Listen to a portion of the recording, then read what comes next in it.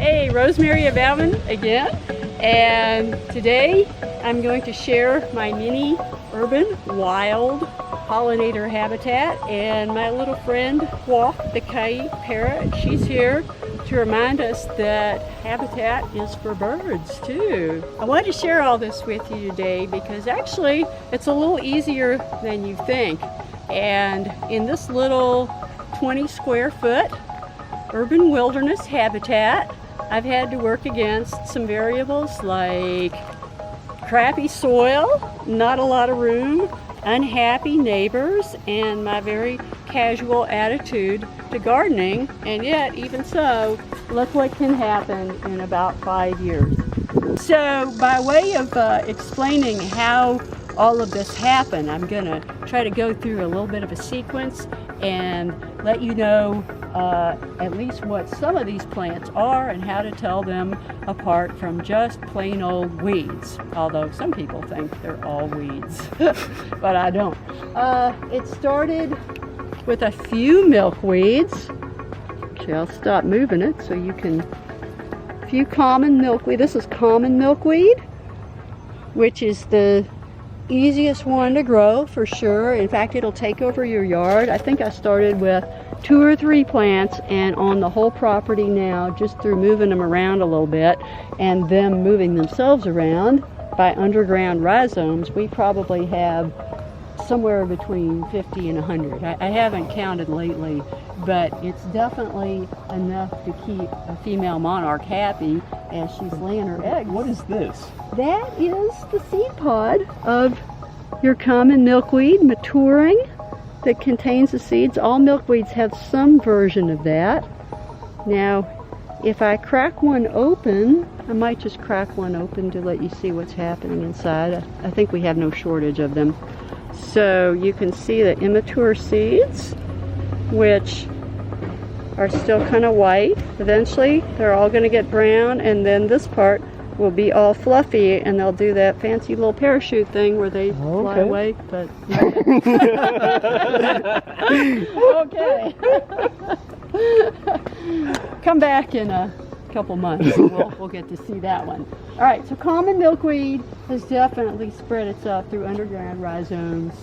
The other milkweeds are a little harder, although I highly recommend butterfly weed and swamp milkweed. It's just that personally I've had less success with them, and I would say, in my opinion, they're a little more touchy. So this is the easy one. And going back in here a little bit, we have another great plant, especially if you live in deer country, and we can't let you smell this, and we can't even show you the flowers right now because it's bergamot and it's not in flower anymore, but it was a nice early season thing.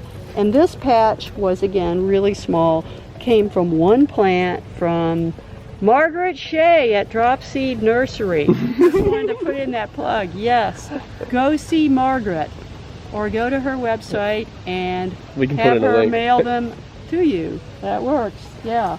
Because really, if you want this good stuff and you don't have it, she's the best place to get it, unless you want to come here and dig some up, and maybe I'll let you do that, but not everybody. So, yeah. So Margaret, yes, Margaret Shea, great plants. What else have we got in here? Again, we started with one plant, Illinois bundleflower, a prairie plant. And it is also not in bloom, but the great thing about bundleflower is that it looks cool even when it's not in bloom. When it is in bloom, it has little round, white, puffy, round balls that are where these seeds, that were where these seeds are now. Great seeds. And this year, the plant is packed with them.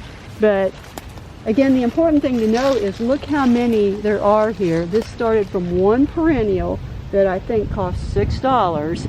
So you get a really good deal with native plants because they tend to survive and they tend to make more and more and more of themselves. So I know a lot of folks. Now is that the flower?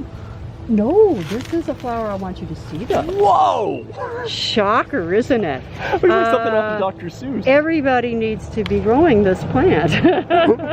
and a lot of people don't know about it. You guys can probably smell the fragrance of it too.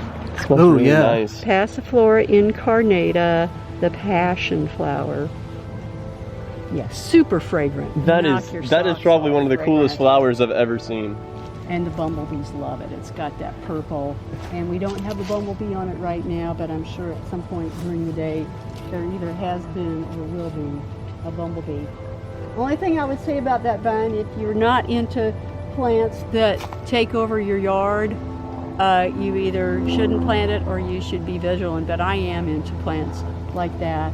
In fact, if you look throughout, you're going to see that this plant weaves everything together. And I'm really into vertical. I love vertical spaces. So here you've got seed pods of your passion flower, and it's just climbing. This is what it does. I've seen it in the wild. It clambers over other shrubs and low growth to hold itself up. I just think vines are the coolest, because if you don't have a few vines in there, you know, you're missing out. So, speaking of vines, this actually is kind of part of the origin story here. Underneath that vine was a beautiful flowering dogwood tree for many years. And growing up, my kids used to climb in it. I mean, its branches spread out all over this front yard. It was gorgeous. And unbeknownst to us, it was dying. It had its last glorious bloom and just produced all these seeds, and we're like, oh, this tree is great. And apparently it was like its Final death hoorah. gasp. Yeah. It was like, I'll do this now because I know I'm going, so I will leave lots of children behind, you know.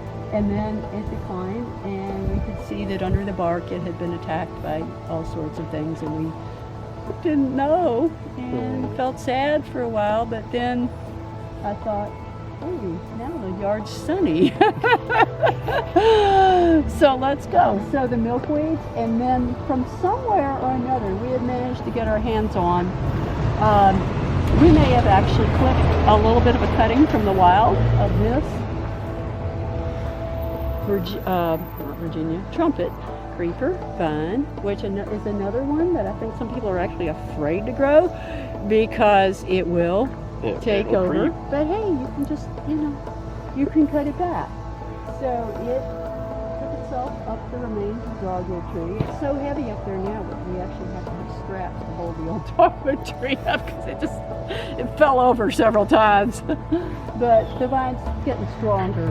These can grow very old, actually. Every now and then I'll just be driving down the road and I'll see one wrapped around a telephone pole or something, and it's like it's been there for, who knows, decades, you know. They're just huge. So it would also be all over the place if I didn't keep it clipped back. And it's obviously a hummingbird adapted plant. You don't see as many bees or other things on it because it takes a very long tongue to get in there. But it's just knocked out gorgeous too. This particular Joe Pye, again, I think it was one plant. It came from Margaret Shea, and the way I know that I'm looking at a Joe Pye weed is it's very pink and fluffy. Now this one's a little bit past bloom, and I tried something that I think it's kind of a gardener's trick that I think may help extend the bloom, which is I deadheaded several of the blossoms, so I'm waiting to see since they're mostly worn out. There's two species of Joe Pye in here, and whoa, butterfly, sorry, I've got to trying to find my way around all the passion flower that's in here. This one is still busy. It's got a species of small bumblebee on it. And during those hot days we had last week, boy, the hotter it is, the happier the bugs are. I can tell you that. They're just like going crazy. There's that butterfly. Is that the same one? That one just doesn't really go.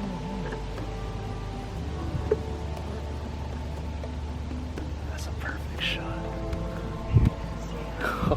And I know, I have to admit, I'm no entomologist, but I know that there is more than one species of bumblebee out here, because I've seen the great big fat yellow and black ones, and then I see these guys, which are like half the size or smaller. are probably just a female black form of the tiger swallowtail. That one's a keeper. It's going to stay around. We also had, not necessarily a pollinator thing, but just a plant I really love. Some people call this spangle grass. Some people call it river oats or chasmanthium, which I've noticed you can even get this in garden centers now for, about $11 a pot. Just a fabulous, easy to grow plant that will spread itself around. Oftentimes, if you're like in a forest, these may be growing there, but they've got to go way up the tree, so you don't see them. They're like Right. 30, 40, 50 feet over your head, blooming way up there. So it's really kind of fun to have one just dangling over you like that. I mean, this is like a fun thing to play with, like if you're a kid. It's like, look at this. The buds are all closed up like that, and then they change, and eventually they pop open. And when you look down in that tube, it's real yellow down there. You can see the guide marks, the honey guides or whatever they call them, that guide an insect down into the right place. Although it's funny, with some of these long tube flowers, if you have larger insects like bumblebees, they'll get impatient and sometimes they'll just pierce a hole in the side. No. Yes, I've seen it. And this is the mulberry that most people have in their yards in the city. It's a hybrid between the white mulberry and the native red mulberry, which we have in our forest, and we may have talked about that. So the sad news about these, I guess, is, well, the good news is the birds will love them and they'll poop them all over your car. That's not good news. Right. They will. The berries don't taste like much. You can cook them and make jam with them, and they're very abundant. So I guess that's kind of good news. But having experienced the red mulberry, now the native one, I can say that they're definitely inferior in flavor. So you can leave it in your yard if you don't mind the birds splatting on your car. Right. They'll be happy even if you won't. So. Well, this is a cool flower, and this is one that I actually collected seed from the wild and managed to get it grow, this is called thimble flower. And if you were an old-time person that knew how to sew, you'd say it looked kind of like a thimble, the flower head. It's an anemone, and of course it's not in flower anymore, but I think the ripening seed heads are more interesting than the little white flowers were. And another button bush, and I always have to say, I don't care how many native plants you have, don't forget to put some button bushes in your yard, because they're not invasive. If you deadhead them, they'll keep on blooming for a really long time, and they're kind of like a big signpost. They'll bring everything in, even if they didn't see some of your other natives. They'll come in and then they'll go to everything else too. So it's like a big flag up there. It's like, come on down.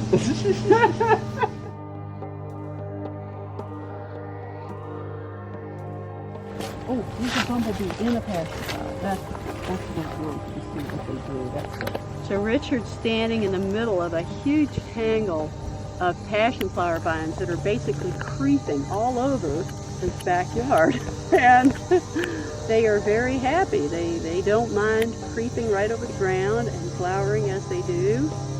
And blue and purple are the bumblebees' favorite colors. We know they see colors, so it's in there bumbling around, it looks like, getting nectar and or pollen. Now I confess to not knowing whether this flower has nectar and pollen. Looks like we've got a honeybee down there too, below it. You know, these weren't even open. Like an hour ago, they hadn't opened yet. And I thought, oh no, we're not going to see any flowers. And since you guys got here, they've opened up. So they must open up. Must not be camera shot. We actually have deer visitors in this yard, even though we're at least a mile from any forest, but that is obvious deer browse. So you can see the whole expanse here of passion flower, and pretty much they're all opening up just as you guys got here.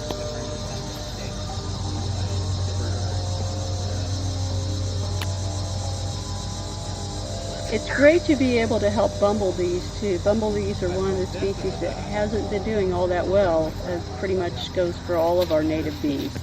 But I think that in this yard, at least, the bumblebees appear to be thriving. So they definitely have what they need there, as long as there's lots of passion flower. And obviously, this is a pretty wild, unmanaged scenario. Now, this may not be for everybody, but some people like things a little more manicured.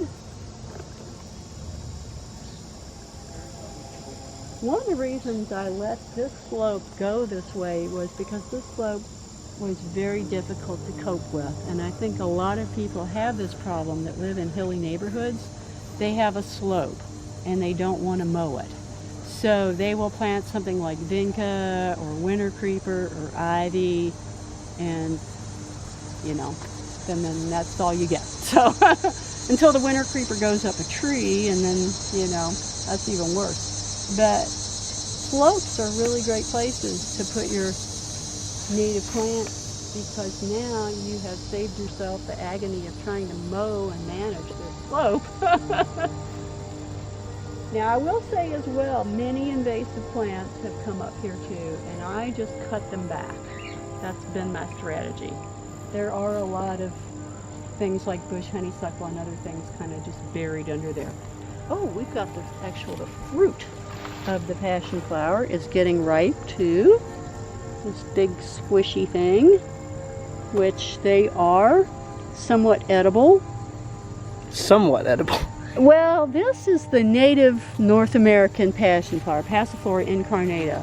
I have seen ads for passion flower for sale, and I'm pretty sure that they are coming off of the more tropical species of passion flower. So, because I've tried these, and they've never gotten to a point where I thought they were extraordinarily delicious. The ripest ones I've ever had tasted like a kind of a sweet lemon. So a sweet lemon. A sweet lemon. Interesting. I can imagine a lemon that's a little bit sweet, but still it's a lemon. So now, unfortunately, you're going to get, if you decide to go wild, at least this wild, you don't have to go this wild, you're going to get things like porcelain berry, because porcelain berry is everywhere now. It looks like a grapevine. It's not a native plant. It's even more aggressive than our native grapevines are. And I'm going to show you some at the bottom of the yard here, where it's in its full glory, as we say.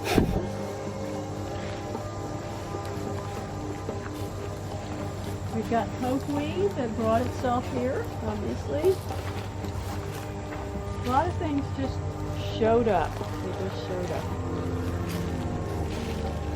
Now, I'm hoping later this summer we're going to see a really beautiful butterfly in here that's bright orange called the Gulf fritillary, and it has been moving northward because of climate change, and it's turning up more in Kentucky and Ohio and other places, and it comes to our yard because this plant is this passion flower is its caterpillar's only food plant.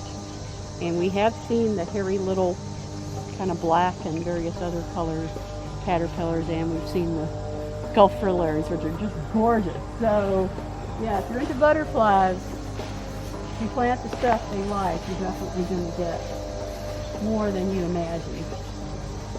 Now, this is kind of part of what I call the hell hole that my husband probably wouldn't even want you to see.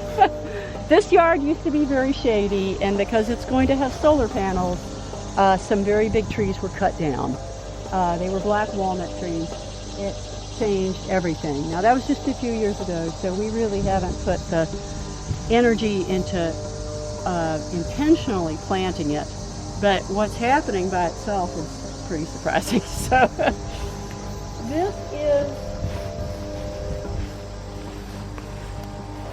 this is porcelain berry, and I am no fan of this plant, although I can tell you right now it's pollinator heaven in there. So that's kind of a contradiction, because I wouldn't want to cut it down this minute. I see all kinds of honeybees and things.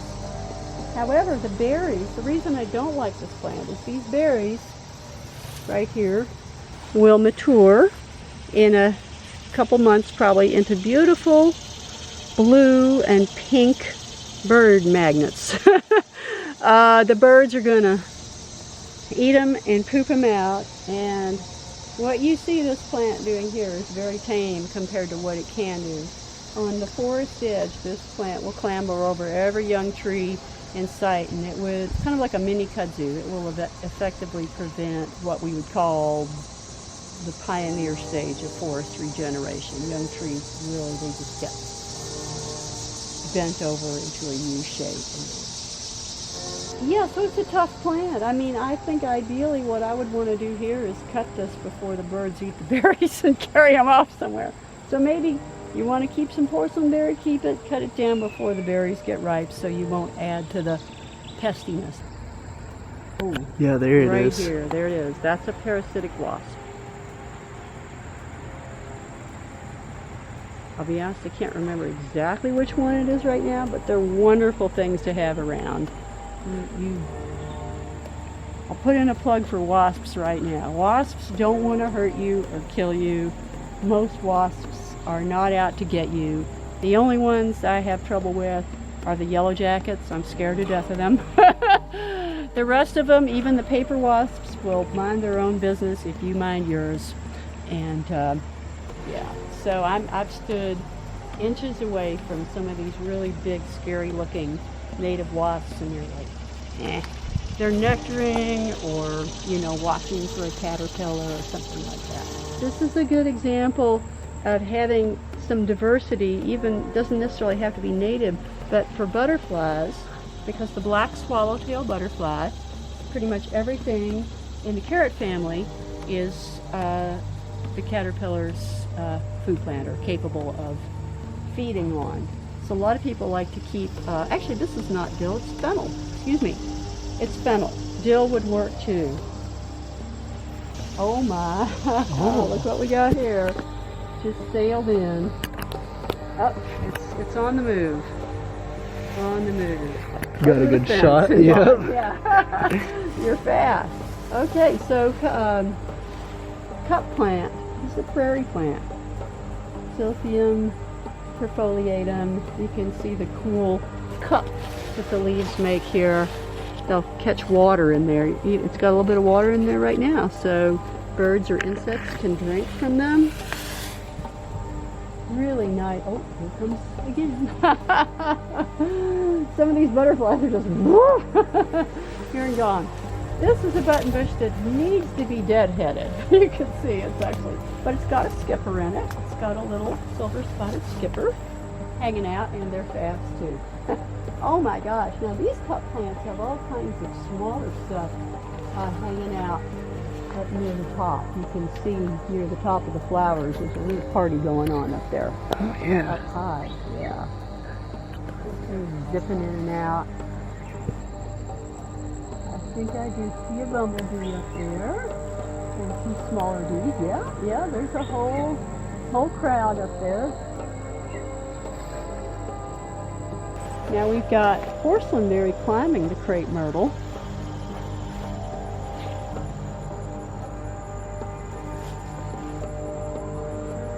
I see some very, oh, I see a butterfly there.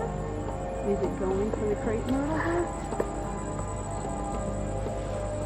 Actually, the bees that are in there, it looks like they're nectaring on the porcelain berry, not the crepe myrtle. So crepe myrtle, I think it's a pretty face that doesn't deliver, maybe? Oh, you've got someone that's very interested in you right here, and it looks like a horsefly. Wow, can you get its picture?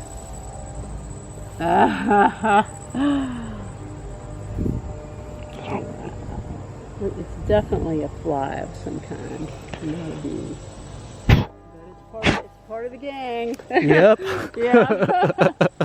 Okay, well, sorry, crepe myrtle. Thumbs down as far as pollinators go. Even in the middle of where you would think there's not much going on, here we have more passion flowers. I have no idea if that came up by seed or if it's moving by rhizome, but they find a way. All right, so I hope you've enjoyed this little tour of my urban 20 square foot wilderness along with Squawk, the little coyote parrot. I hope you've enjoyed seeing some of the things you can grow. None of these things are hard to grow. A lot of them have just taken over on their own. And whatever your attitude to gardening, whether you're as casual as I am or whether you like things a little more tidied up, it's all well worth it, as you can see from the very numerous numbers of pollinators and critters that have been cruising through here. And though I've actually heard some people say that a house looks abandoned when it has wild things growing all over the yard, I beg to differ, because the yard is one of the least abandoned places I've ever seen. It is teeming with life, so take that, right?